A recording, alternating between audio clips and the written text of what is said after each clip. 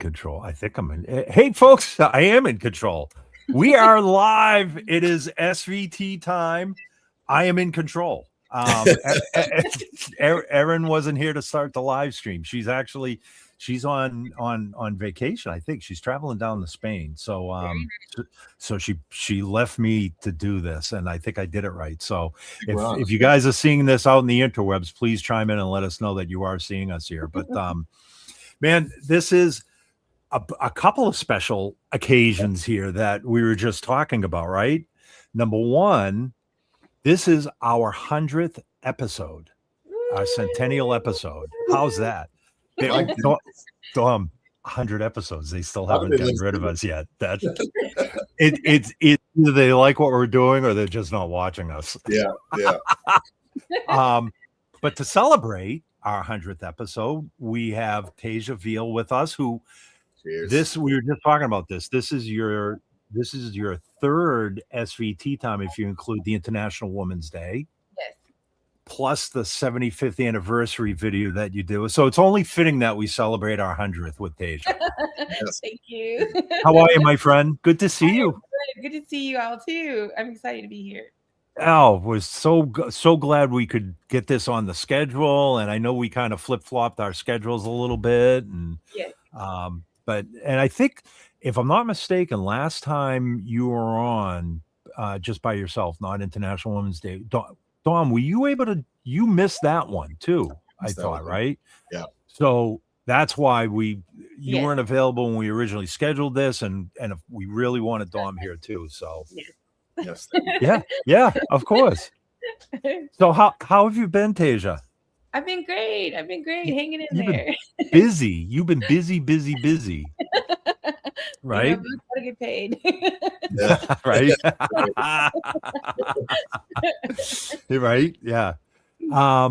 So let's catch up a little bit here. So last time we had chatted on SVT time, I think you either were just finishing it up or you had already done the Janelle Monáe gig. Yes.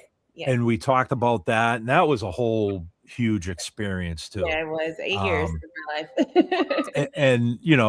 We won't, we'll watch that episode. Go to the Ampeg YouTube, and if you want to catch up on Téja's journey through Janelle and all that. But you've been so busy doing other gigs too. It's been a year since I think the Little Yachty gig. Yep, that was amazing.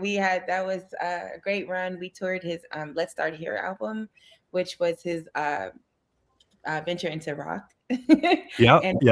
Inspired by Pink Floyd, The Dark Side of the Moon, that album. So that project was a lot of fun. It was great. It was really great to tour that. Crazy. But outside of all these other gigs too, you've been doing some amazing stuff with your own band. And more recently, I'm working with a new artist. His name is Destin Conrad. He is nominated, recently BET Award nominated. He did a Tiny Desk earlier this year. That was incredible. He released a jazz project. Like, he's an R&B artist, but he released a jazz project, and that's what you'll see on the Tiny Desk. That experience, and we've been touring doing like jazz club runs since February. Well, it's really March, but yeah. Is that right? Amazing. And that's partially or mostly on upright? It's half and half. So I do half the show on upright and the other half on electric, and I sing BGBs as well. Nice. So it has been, I don't know, it's been the most interesting gig. Like, I feel so grateful. I feel like every gig I get really feels like it pulls a part of myself. Sometimes I feel like it's hard for me to figure out where I fit in the industry. And this gig is it's perfect. The music, his music is really bass driven, which is fun. There's lots of fun bass lines to play, and I love harmonizing. So singing BGBs is fun, and getting to play. This is the first time I've actually toured on upright. Most people don't know I started out as an upright player. Okay, that's awesome. Yeah, so it's just like. Was so good to be able to do something like this. That's really cool. The last like few years, just the three artists we mentioned, it's like such an eclectic range of everything. What are some like similarities or some things that have like stayed true throughout all of that, all the different like genres and everything that you're doing? I feel like the common thread with everyone I've worked with is that they are true artists, and they're like they really lean into their artistic vision. You know, Janelle had a definite point of view. You know, and it was really cool to be a part of that. And I feel like I've been a part of her evolution, because when I started with her, she was still in the black and white phase where, you know, and it was very cinematic. And then she switched over, and I was able to like evolve with her. And then with Lil Yachty, I mean, he was pure hip hop rap artist only, never used a band. You know, he didn't ever want to use a band. And then in the pandemic, he decided to just kind of like reinvent himself a little. And came out of the pandemic with this rock project, and which was a like a passion project of his. And it was really, I'm always inspired by people who are passionate, and it was really great to see him really like hone in, and he wanted it to be authentic, and he wanted it to be taken seriously, and he really wanted to bring that kind of vision to life to his fans and expose his fans, especially his young fans, to music that they might not have grown up with. But his, you know, Yachty has a really close relationship with his dad, and his dad has exposed him to lots of music. So that was really fun. And then even with Destin's another young artist. I mean, he's just turned 26. He's primarily R&B, but he loves music of all kinds, and he really wanted to release this jazz project. He loves, I think one of his favorite singers, Natalie Wilson. Like he really wanted to honor the music, and it was another passion project for him to release that. He released it, I think, like a month after he released his R&B project, and people, you know, everybody told him, "Don't do it. You're gonna confuse your fans." He's like, "This is what I want to do," and it was wildly successful. I mean, he's sold out tour, so much so that they've added another, and he actually is currently about to release a reggae project. So, wow, that's and his single is out right now, and it's incredible. Like, it's really inspiring to work with artists that just believe in themselves and believe in what they have and enjoy music and just want to express themselves, you know, the best, you know, and take chances. That's so inspiring to me. Like you're not just a hired gun. Like people are hiring you in these like transformative eras of their life. Really cool. And trusting you with that. And like it's a very purposeful setup, I feel like. Yes. That's cool. Yes. So it's really great. It's just, and sometimes in an industry where I sometimes wonder, where do I belong? You know? It's been a blessing to work with the artists that I've worked with. The first two artists I ever worked with was Music Soul Child, and that was like Neo Soul. And he was, so it's just been a long-winded loop, and I'm grateful. Well, it sounds like it's like zero. There's no monotony or boring to no. And the shows are fun, and all of them have great bass lines. You know, as a bass player, that's what we're looking for, music that we can really put our heart into. And so, it's just been. That's cool. Happy. But on this tour, you're singing and playing. You're getting triple scale, right? Yeah.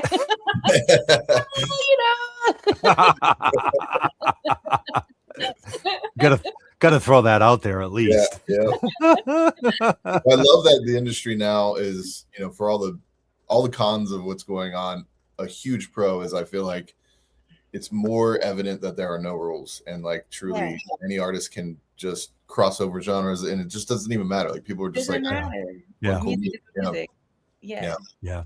But it also seems it seems like smaller productions, and when I say small, like going from something like Janelle Monáe or Lil Yachty to more intimate productions.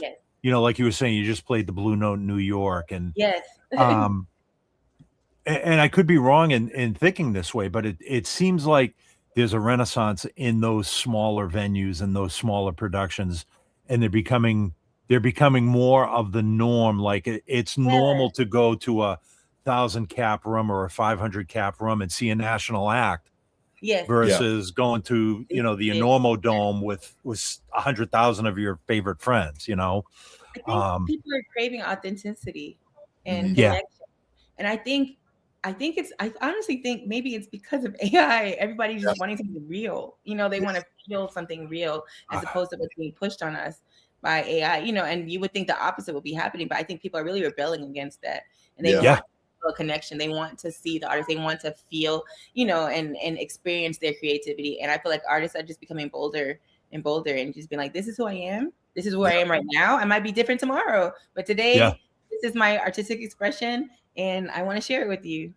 Yeah. And I think a lot of, I'm almost craving it more and more as like more and more artists are doing the whole, like, let's leave your phone like in the little box or lock bag or whatever during the show. And I just love that. I think that's like, it really forces you to be present. And it does. I went to Jill Scott's concert just this past Saturday, and it was no phone policy. It was Moonchild and Jill Scott, and it was locked in. But it was great, and you don't realize how much you're just so used to going to your phone until you can't, and you just really had to connect with the people you were with, and connect with the artist. And then Jill Scott said something really poignant. She was like, I could be free. I don't have to worry about what I say, how it's going to be misinterpreted. You know, I don't have to worry about someone, you know, not understanding the flow of my show because they're seeing a 15-second snippet and not the whole production, you know. And I was like, wow, like when you think about it, like, that the artist probably is really missing the ability to just leave it on the stage and not have to worry about how to. It's really hard to connect with people. Like the last tour that I did in the Philippines with The Calling, and this is not calling out them specifically because this happens like everywhere, but like it went from like you're seeing all these people that you can connect with and like share, you know, eye contact with, to like now people's phones are right in front of their face and like the whole you just look at a bunch of mini lights and it's like it's actually a bummer. Like, it is interesting. What's going on? It is a double-edged sword though too, because well, for one thing, like some of the shows that when there's one song that we do with April that towards the end of her set, everybody has their lights out. Yes. You know, which is so instead of the cigarette lighters, you get the lights. I'm not, and that is an awful argument for being able to let people have their phones. I will absolutely, I will not die on that hill. But like for instance, Noah Khan just played here in Boston, sold out Fenway Park 4 nights in a row. My feed has been nothing but Noah Khan, like people's videos from those 4 shows.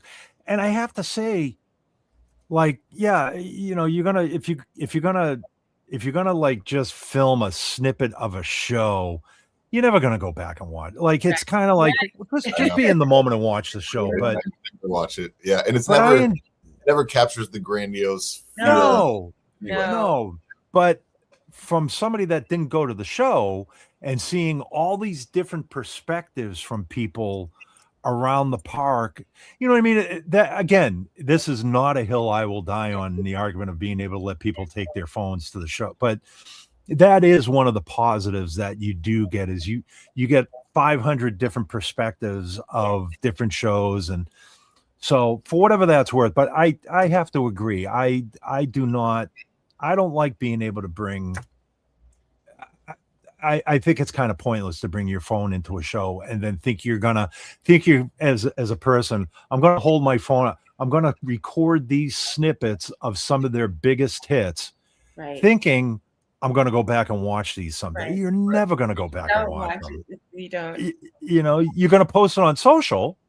And then, you know, for people to see that, to show that, oh, I was at this show and look how, anyways. Look how cool I am. Yeah, exactly. Victor Wooten was saying, like, you know, he was, you know, asking people, he doesn't lock up your phones, but he does ask you, please don't have your phone on. He's like, this is how I feed my family. This show, you know, like, please don't give away my show to, you know, before I the chance to pay to see it, you know. And I mean, still some people took out their phones, but you know, said, you know, and it's just kind of like, oh yeah, you know. But I think, but it's I see both sides, you know. I know. I don't know if you guys are familiar with Matthew Garrison, the world-class bass player. Yes. He had the same argument. He's like, I can't sell an album. I can't sell any of my personal stuff because like when I do a NAMM show, everybody, you know, of course you're not going to tell people at NAMM to not bring their phones up, but that was his argument. He's like, nobody buys my recorded works because there's so much of me on the interwebs that they can just go to anybody's channel and see me playing at NAMM. So there is that argument as well. And then there's the Pat Monahans of the world, the lead singer Train. We played a show with them in Vegas, and I was like blown away by how seamlessly he was grabbing people's phones in the front row, taking selfies, throwing it behind his back, and like the right person. I was like, how do you remember like each person in their phone? Wow, giving it back. I mean, it was like an art form to watch. Like, way to use that's it, like, crazy. There, you know, that is crazy. Now, Téja, you had mentioned the Destin gig, yes, that you're doing. Who recommended you for this gig? Because this is kind of. I know. I was really excited. I got 2 text messages. The first one was from Adam Blackstone, and he said, "Hey, I think there's this gig that you'd be great for. I'm gonna submit your name for it." I'm like, "Yes, thank you for remembering me." And then Keithan, gosh, I know my Keithan. I know his last name. But he's the MD for her, and I'm just trying to think on his last name. But he's another bass player MD. Yep.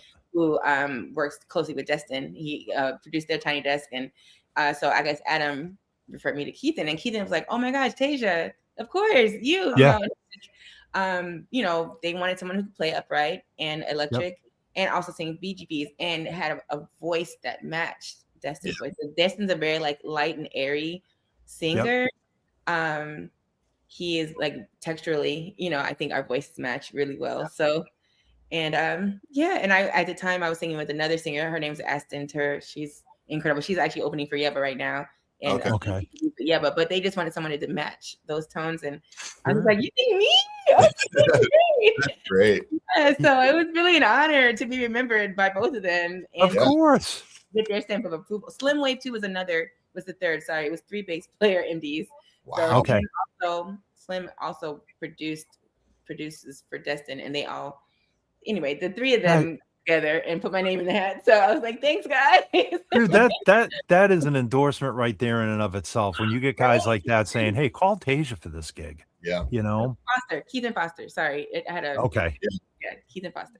That's crazy. I mean, that is awesome. It real, you know, when you're recommended on that level, that's I think that says something. Of course, of course. Yeah. Adam Blackstone's telling me to do anything. I'm like, "Yep, absolutely, sir." Yes, exactly. Yeah, right. Immediately, yes. That is so funny. That is so funny. Can I tell you my Adam Blackstone story? So, what's that? Can I tell you my Adam Blackstone story? No, please do. Because so of course we've known him for years, right? You know, my first time I met Adam, I was in college. I didn't know who he was. Like I didn't realize this is before he was the Adam Blackstone. Yeah. But he was playing for Joe Scott, and I was looking for the other bass player who was before, like Thaddeus Tribbett. I skipped all my class. Don't tell my parents, but I skipped class to go to this concert. And I was looking for Thaddeus Tribbett, and it's Adam, you know, and I was just like, "Oh, okay." So that's like fast forward a few years later, and now he's the Adam Blackstone. And I was working for Music Soul Child, and I bumped into him walking off the tour bus, you know, but that was just in passing. And then fast forward to 2 or 3 years ago here in Atlanta, my friend Melvin plays trumpet with Adam, and Adam had just released his project, his solo project, and he was doing shows around. And Melvin reaches out. He's like, "Adam needs to borrow an upright bass. Like, do you think you know someone who could, you know, let him borrow?" I'm like, yeah. Right. So I was like, "Yeah, give him his information. Give him my information." And Adam texted me, and so my bass is very sentimental to me. My parents got it for me. It's not like the most expensive bass in the world, but I love it.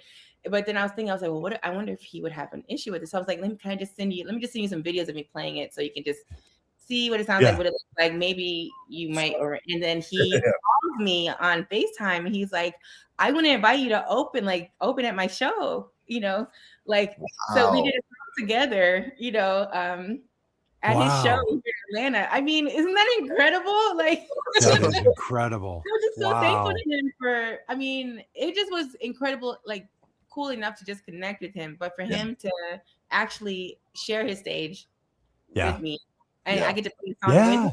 You know, he played electric, I played upright, and I sang, and it was great. And so, that is so cool. I mean, right?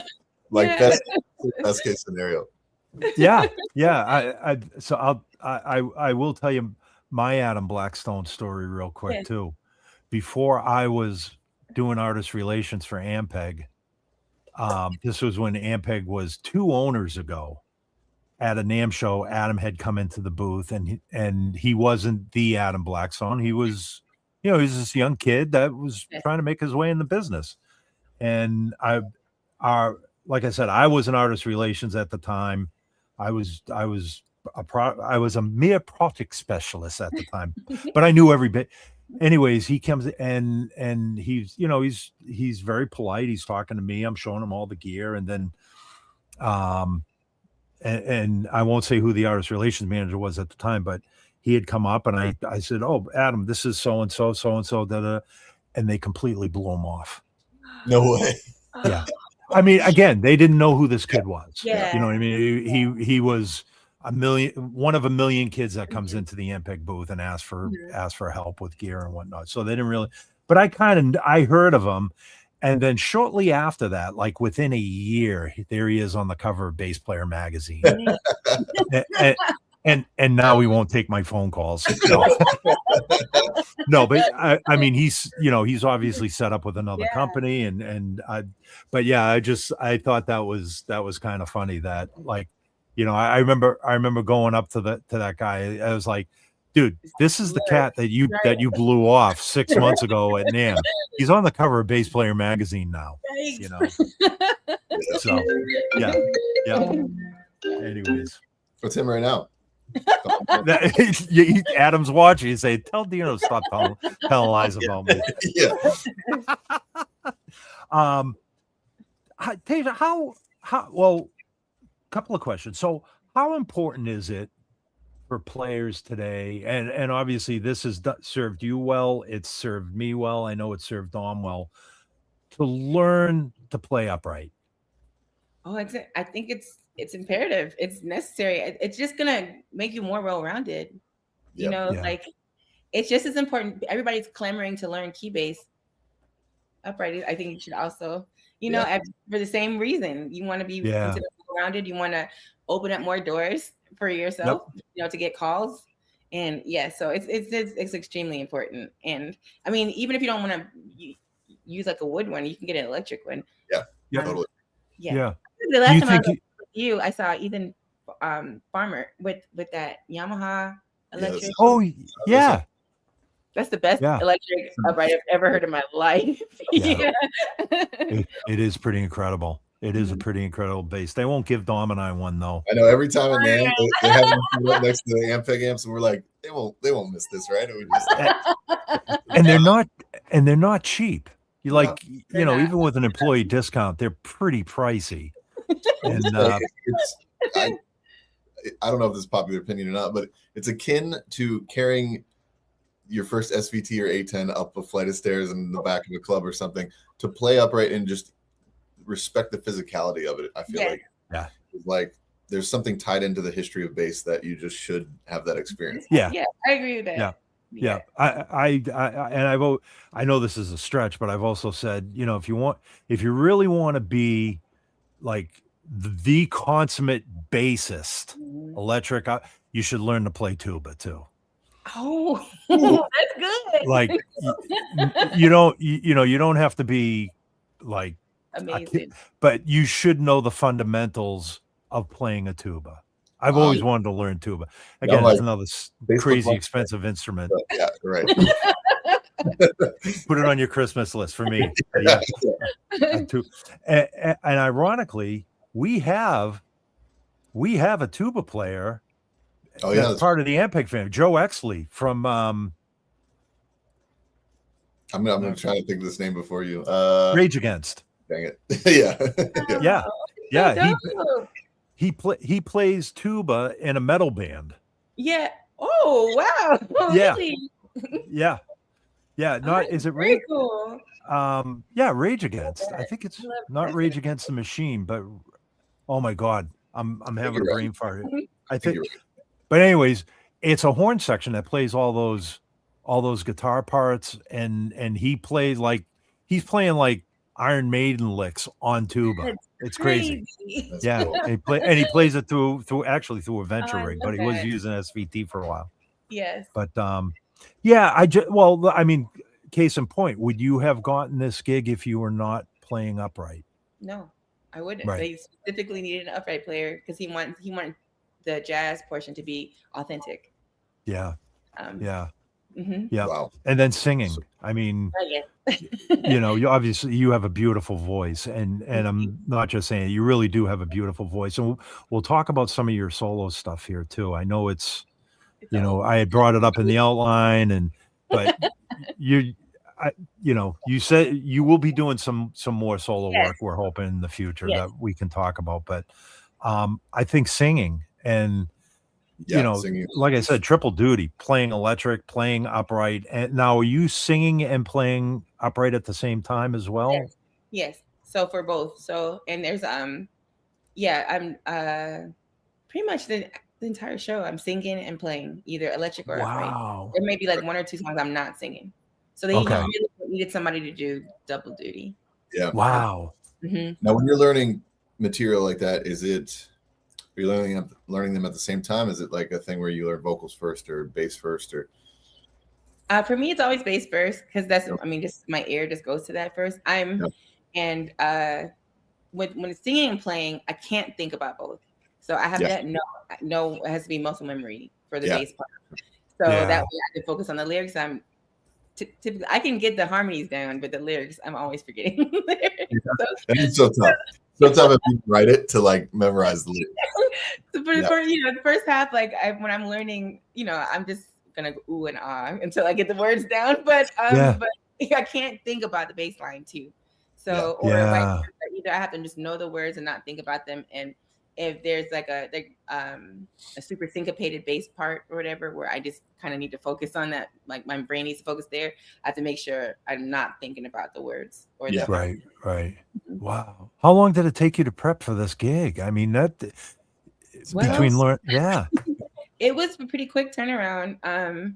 It was kind of like a hurry up and wait. Like I first got word from Adam in January, end of January, and then I spoke with Keith in a little bit in February, but it wasn't until almost March where the ball just started rolling. And then I was in LA in rehearsal for a week, and I got the music the day of. Because he was figuring it out. Like he didn't want to use any tracks, and he wanted it to feel very organic. So there was nothing like kind of preset. We were just kind of. He walked in first day. He's like, "This is your part. Like, you know, you're gonna sing this part." And you know, I listened to the album, so I was familiar with the album. Sure. I watched the Tiny Desk, which was very helpful. But he didn't want to be tied to any of that. He just wanted to feel freedom. So it's just kind of like, okay, day one. Now I have a clearer outline, and it's just you just got to do it. You just got to do it. That's just it, you know. When the music is fun to play or you like it, it's easier to learn. Yeah. You know? I always say if I could sing it, I could play it. So like if I could sing the bass line, if I could sing the song without having to listen to the reference, then I know it. My fingers know it. Like I don't, you know. And in this case, the music was just so good. That is so cool. Yeah. Man, do you rocking colored strings for this gig? Yes, I used the pink. Nice. The neon pinks. They look great on the stage lights. Awesome. If actually the picture that we're using for today is from his show in LA. Okay, cool. Yeah. Okay, I'll forget it. The neon pink strings. They look great on stage. Nice. Like regular round wounds, or those like tape wound, or? They're just regular round rounds. They're just the coating, whatever coating that they usually use on the strings. They just colored them for this series, and I don't know if I'm allowed to say the company, but it's DR Strings. Yeah.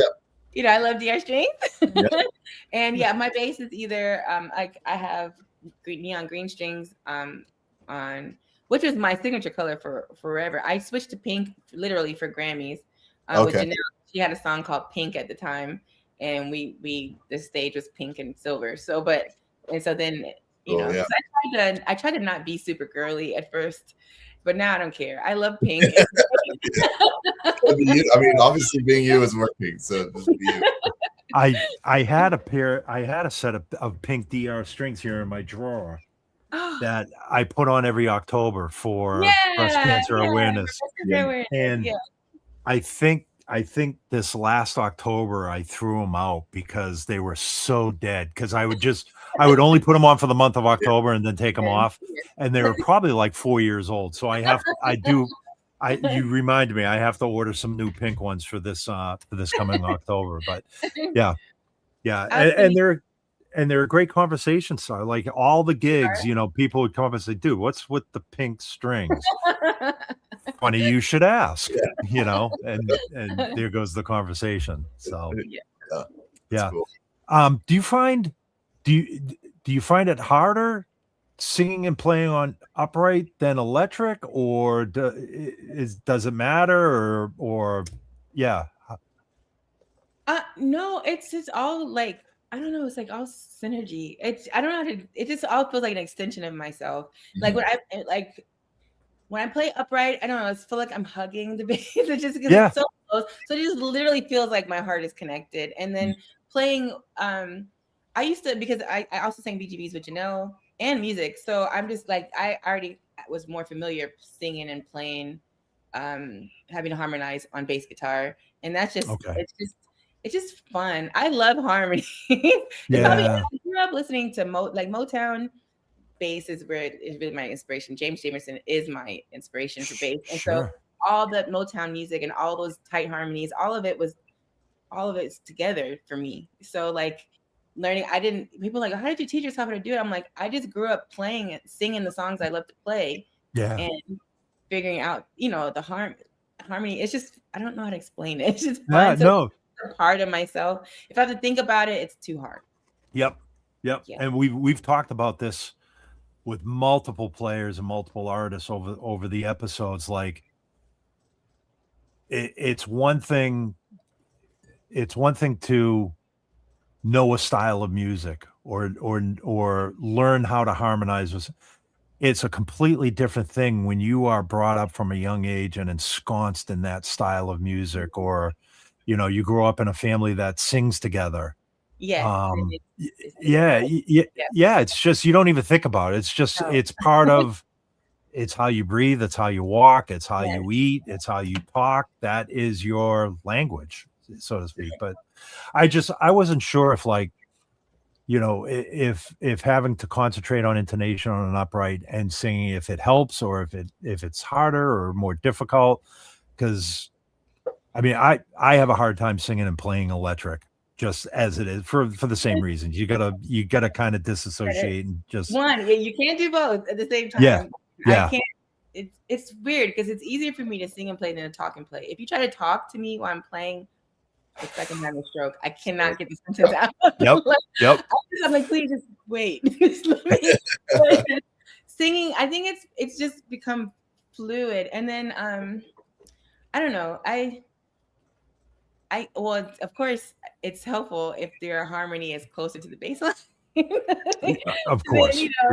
But so like I try to sing alto or lower. It's more helpful. If you ask me to sing like a bunch of soprano parts, it might be a little, because they're just so wide as far as like what I'm actually playing versus what you want me to harmonize on. But once I know it, if I, it's just easy. It's just, I can't think about it. I can't, because I'll make it hard for myself. So I just have to just let it be fluid. And that means I have to do my homework prior to. I can't just show up and just think I'm just gonna wing it. I have to make sure I have the song, like the song is muscle memory to me. Like I know these words, or I know this bass line, or I understand the harmony, or I understand. So that way when I go to rehearsal and Destin wants to add like a hit here or remove this part here, or I don't have to, it's not something else I'm trying to piece together, as far as singing and like playing my own stuff, or it just becomes a part of, it's just, I just have to practice prior. And like, what, who amazes me? Esperanza, her bass line, what she's singing. How is she doing it? I don't understand. It's so syncopated, and it's not predictable, I aspired. I'm not on that level yet. I wish.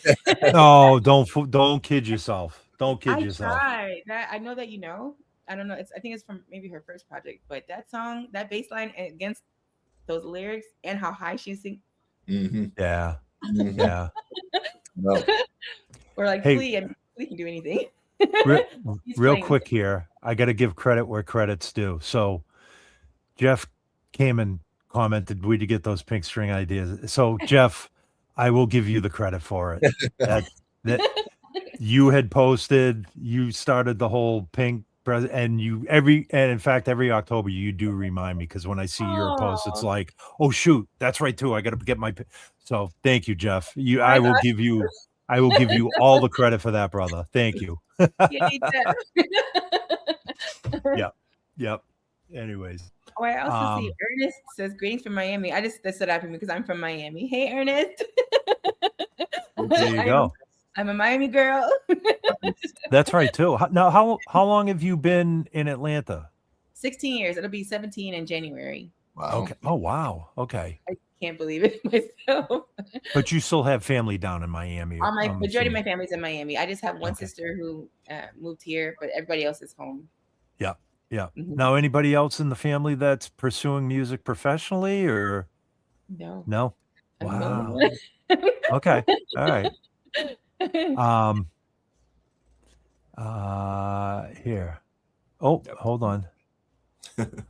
This is tough, hosting a show and trying to control the comments too. It's got to become us. Here we go. When you sing and play bass, do you naturally harmonize with the bass? Yes, that's it's instinctual.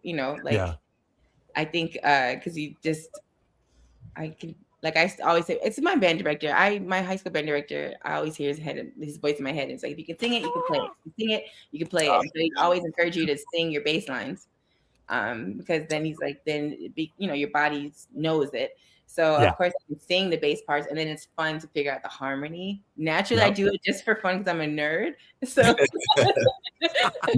you're listening to anything on the radio, do you ever get? I often get bummed out. I'm like, they didn't put that harmony in there. Come on. But then I'm like, always harmonizing, and I'm always saying, my sisters, they pick on me so bad. They're like, who sings the bass line?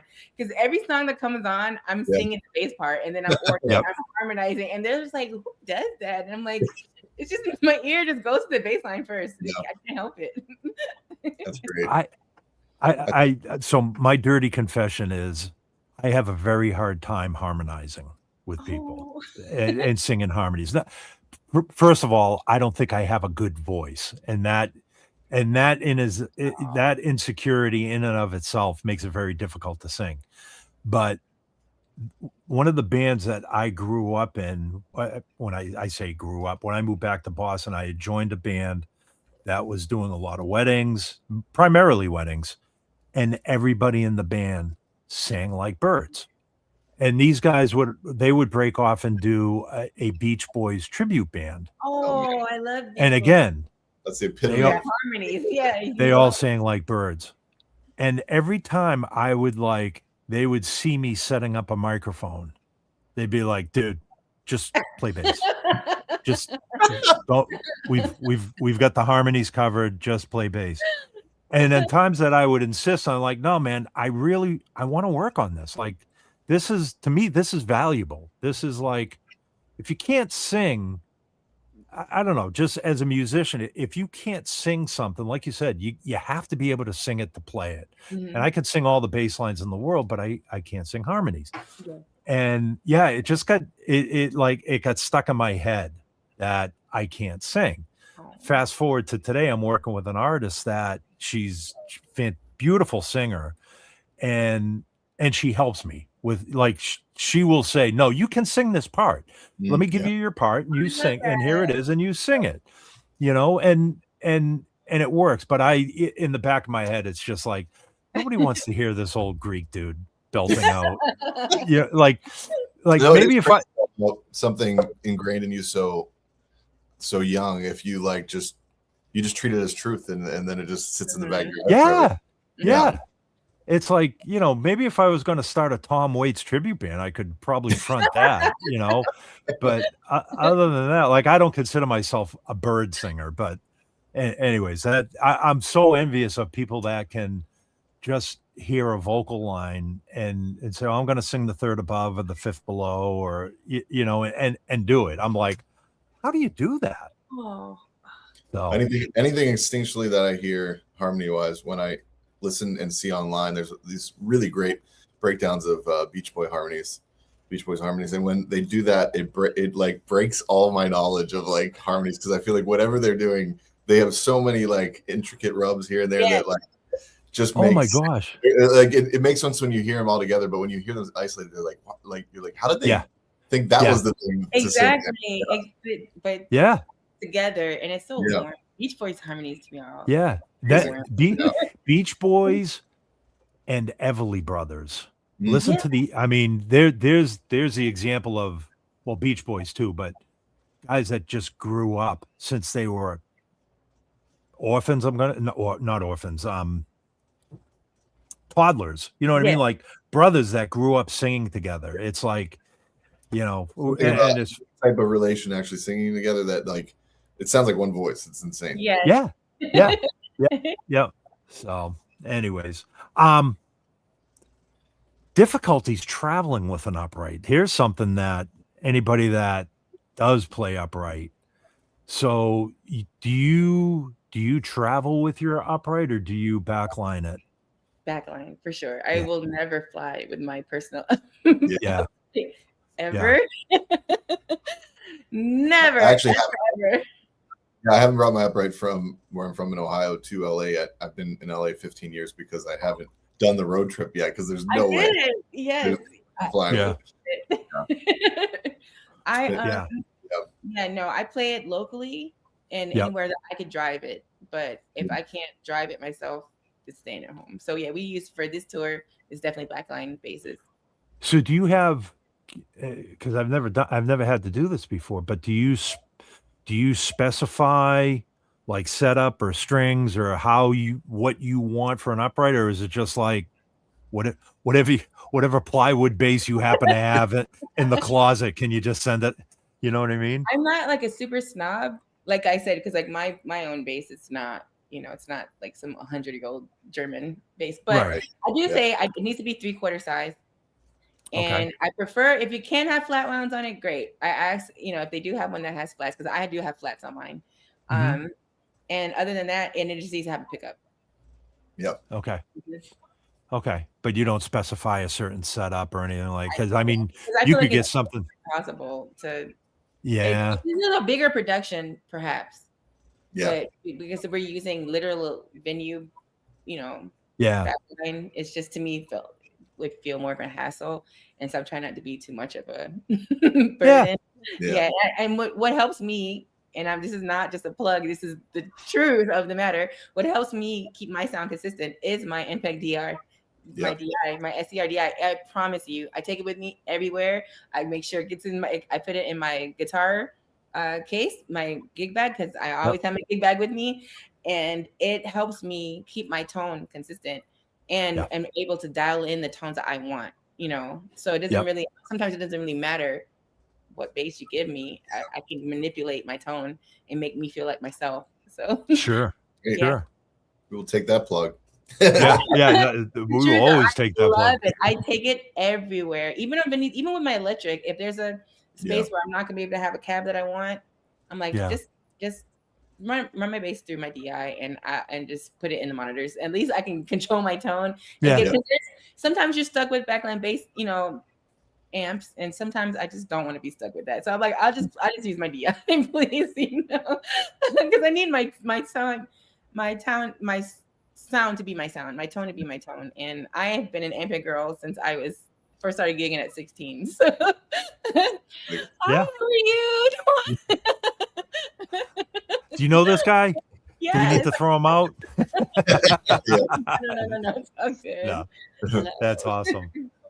But that was the whole idea behind the SCR DI and now the SGT DI. Because I mean, obviously, if you want to be able, if you're in the position where you can say, I want this Ampeg rig behind, but in a lot of cases, and we were talking about this before we went live, a lot of the New York rooms don't have Ampeg rigs.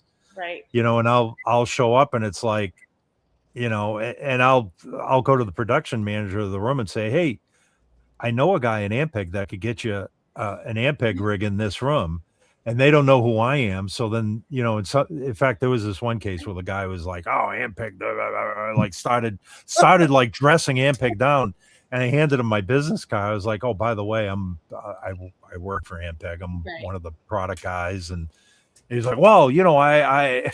I was like, no, there's no backpedaling now, buddy. You're paying full price for anything we want to put in here. But no, like you say, my point being is, not all touring conditions are ideal, but to have that one stable mate that is going to be tried and true every night, that at least takes that out of the equation. So it really helps so much. Yeah. Speaking of New York, shout out to all the upright players in New York that schlep around there upright, like around the city, right. Like I see that, I'm just like, yeah, I'm not cut out for that. Yeah. Well, if you ever want to get not a kick, but if you come here to Boston in the wintertime and walk around Berkeley College of Music, I bet. And you see these guys, students with their uprights and the wheels, schlepping through snowbanks, and not just upright players, cellists. Yeah. Tube. It's like, I got to get the class. And they're wheeling their upright down a snow-driven cobblestone sidewalk. Yeah. It's just, man, that is dedication. Yeah.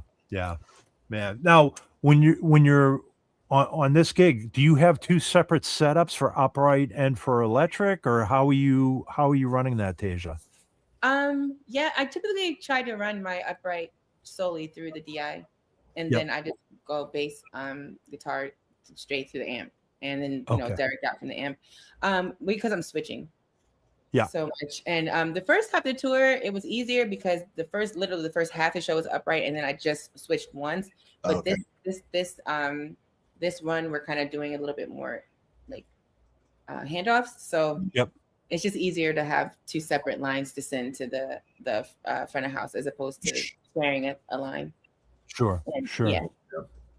Now, do you find yourself, do you put your upright on a stand so when you have to switch you can just throw your electric behind you, or do you?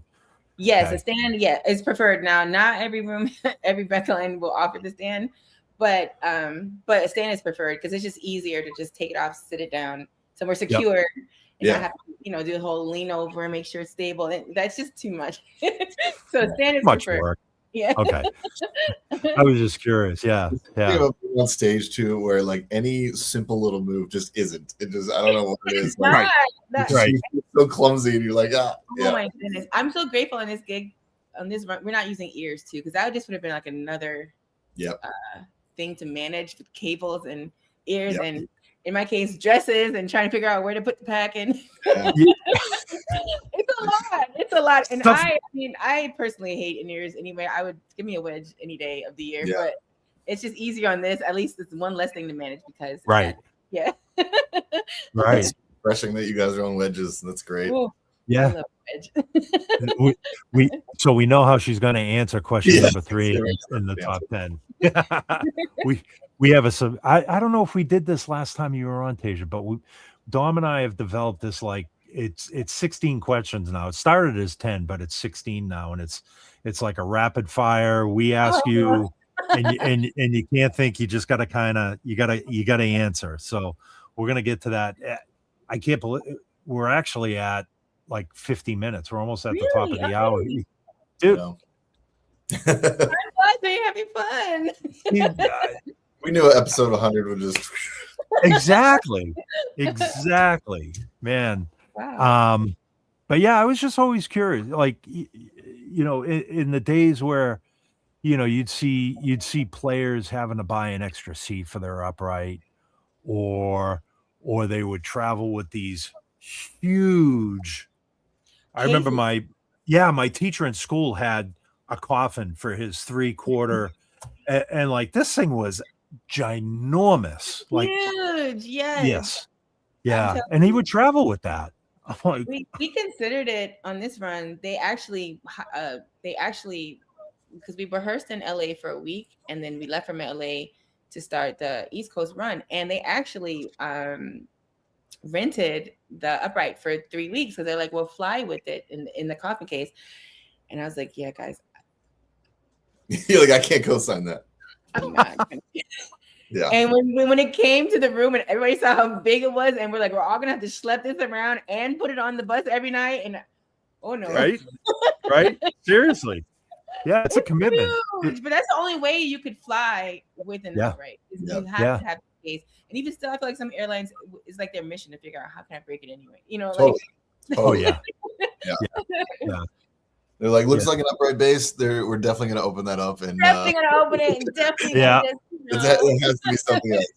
Yeah. Man, I know it. You know, pedal boards, like just straight up, like cables snipped. It's crazy. These guitars spends like so much time getting that pedal board perfect. And then now you have to read. This is the reason why, like, I started out with the pedal board on the Yachty gig, and by the end of it, I was like, I'm not bringing it anymore. It was just so much hassle. It was so much hassle. Yes. Yeah, man. Yeah, it's and it is getting more and more difficult. I think, you know, airlines are changing. Like I just saw an exchange with some of my friends on one of the Nashville sites, and you know, like, and I won't name airlines, but there are some airlines that are more musician friendly than others. We all know who they are, and they've kind of changed their policy as well. So, you know, it's getting more and more difficult. So, you know, you would think that they would really, because I mean, it's our profession. It's like I always tell them when I'm boarding, I'm like, this is my baby, please. And I travel with a heart. Reunion Blues gig bag. It's people stand a 10-story drop, right? So like technically, I mean, I will never desk check it. Like I don't really mind gate checking, but I just act like I do because I really just want to get on the plane. But if it has to be gate checked, it's okay.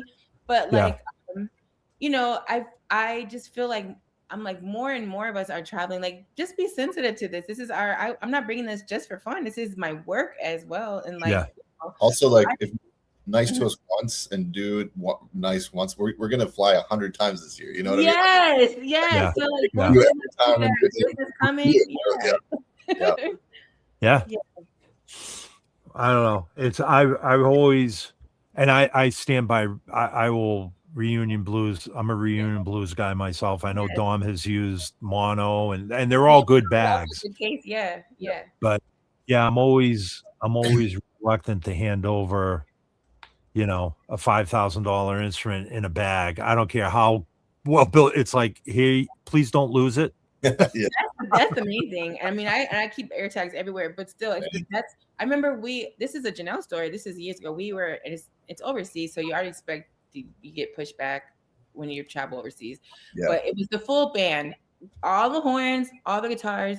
We were going to Portugal, and the airline, it was like a Spain to Portugal, like a small regional air, and they just refused to let us bring our instruments on, and they checked all of them, and we were headed to a festival, and they lost all of our instruments, the entire band.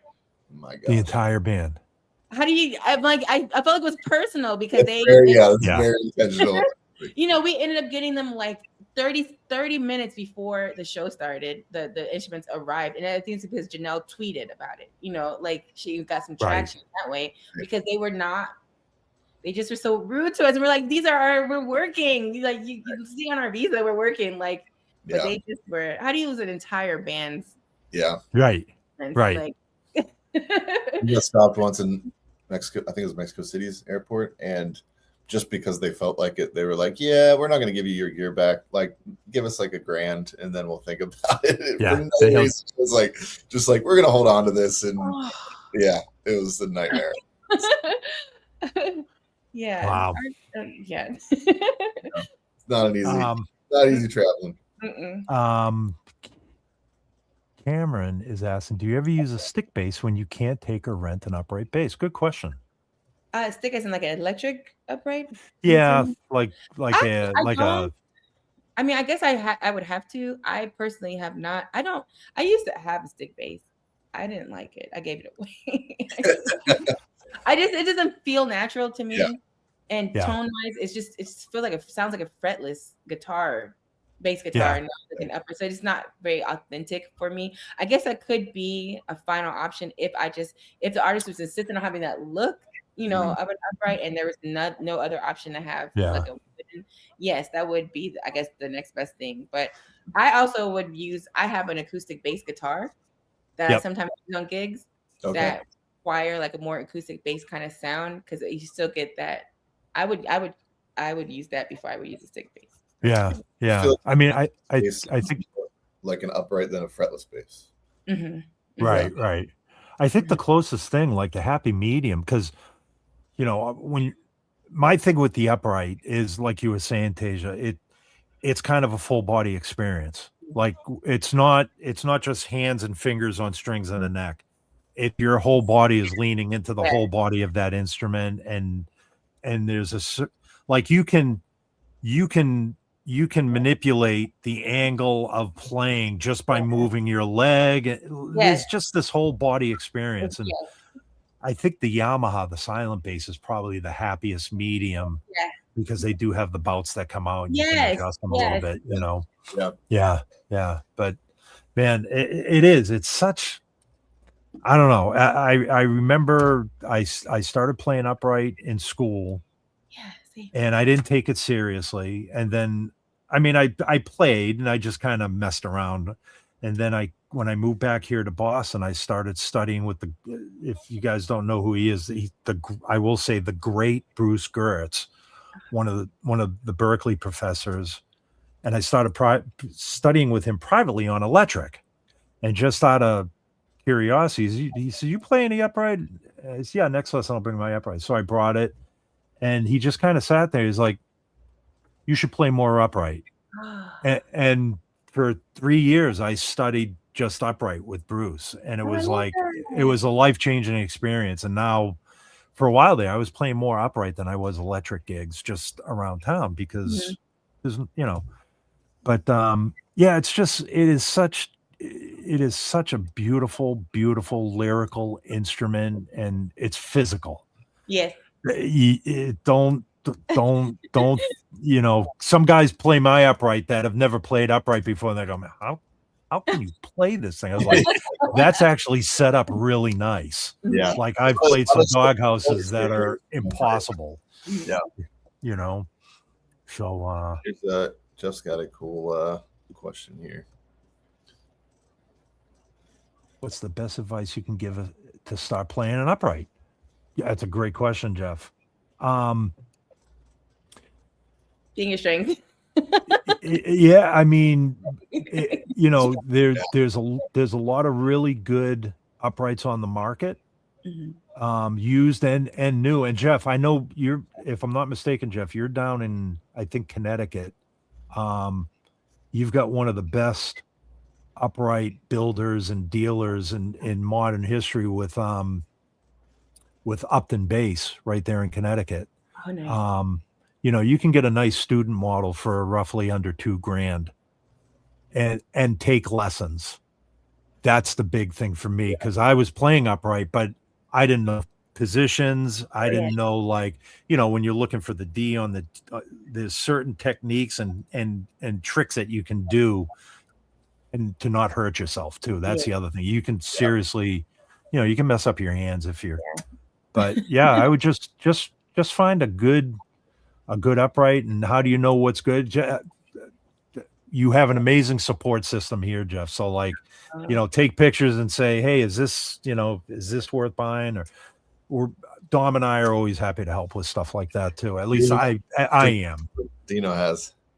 What's that? Oh, the stress ball. So I've got my emotional support squishy ball, and then in honor of the not the World Series, the All-Star game tonight. I've got my emotional support baseball. So when you see them both out, stuff's really about to go down. Yeah. But that's the advice that I can give. I'll, Téja and Dom, if you can add anything, please. I mean, I think what you said was great. You get a good base and get lessons. Yeah. Yes. help, and I mean, just it, like it's very physical also. So you just have to prepare yourself for the physical parts of it, Yeah. like the calluses and hand Yeah. cramps, so like maybe up your potassium. I know me, before every show, I'm taking potassium pills just so I can, keep muscles. Yeah. Okay, yeah. If I'm cramping. Yeah. And so now you gotta take potassium. I make sure I have a banana and some vitamin K. Yeah. Because like it's your body's, your body needs supplements. Yeah. And, yeah. It is a very biggest thing with me was learning bowing technique, and that, like, I still don't know if I know it properly, but that's what I studied in college, and it was physically the most challenging thing bowing is hard. I've come across. So it was like that was a whole other facet of playing upright that I think requires like a lot of time, just getting the feel right. But there's this artist, I hope this is his proper name, Brian Bromberg. I dug into his catalog when I was first learning upright, and it was just really inspirational to hear somebody just take the upright bass in a whole different direction. And so that's kind of cool to listen to what to aspire to while you're kind of learning. Yeah. I love that. Yeah. Brian's scary. He's scary, and he's a scary electric player too. Yeah. We'll take one more question, and then question for Téja. Are you using a bow for any compositions? I'm not on this run. It's just pizzicato. And I'll be honest, I haven't bowled in a long time.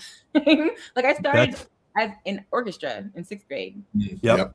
And then I switched. I was in a performance magnet program in high school for jazz, and I just never needed to use the bow. And because and every now and then I'll use it, but I agree with you, Dom. Like bowing is not easy, and if you're out of practice, you're out of practice. Currently out of practice. Totally.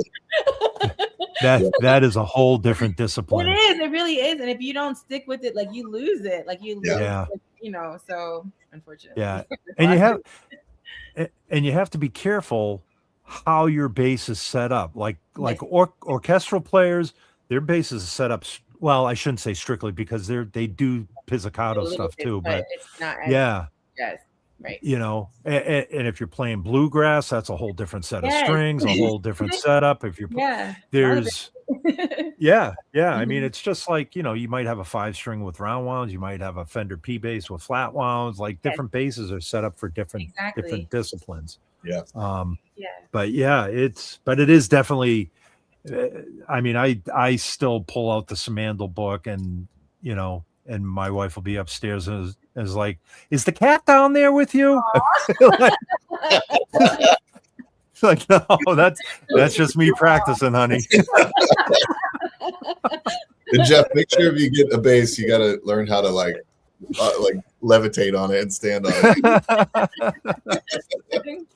Téja, are we going to see any new music anytime soon from you? I know we talked about your latest EP, but anything new coming out? I'm hoping so. I'm long overdue to release new music, and it's mostly been me. I've just been afraid to do it. But yes, this is my year. I've been working on some songs, just trying to figure out how I want to record. I'm trying to figure out again if I just, because it's been so long since I've released something, I'm been going back and forth. Like, should I just do an EP versus an album? Should I just do a single? Should I just do another cover EP to put myself back out there? I think I might want to remix my own. Like, I recently wrote an original song in the pandemic. It didn't really get any traction because it was the pandemic. So I think I might want to re-release it. I was inspired by Moonchild kind of re-releasing.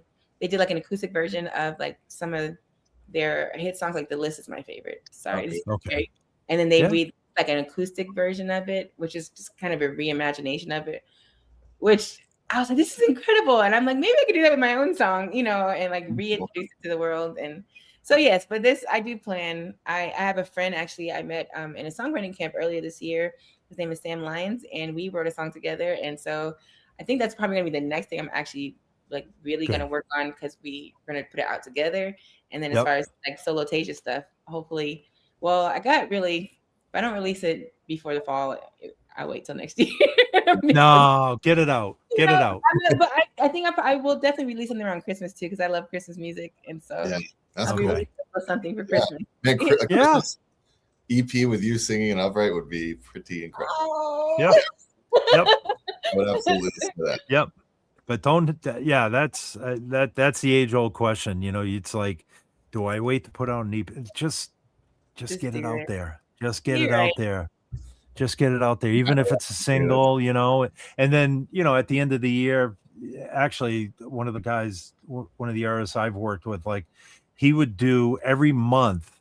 He did this a number of years. This was pre-pandemic, actually. He would release a new song every month. Oh. He'd put it out every month. And then at the end of the year, he put out his CD with all 12 songs. Oh, that is kind of genius. Yeah. Yeah, and it was pretty cool. I mean, the way he did it. So yeah, I like that. I might. You could steal his idea. Absolutely.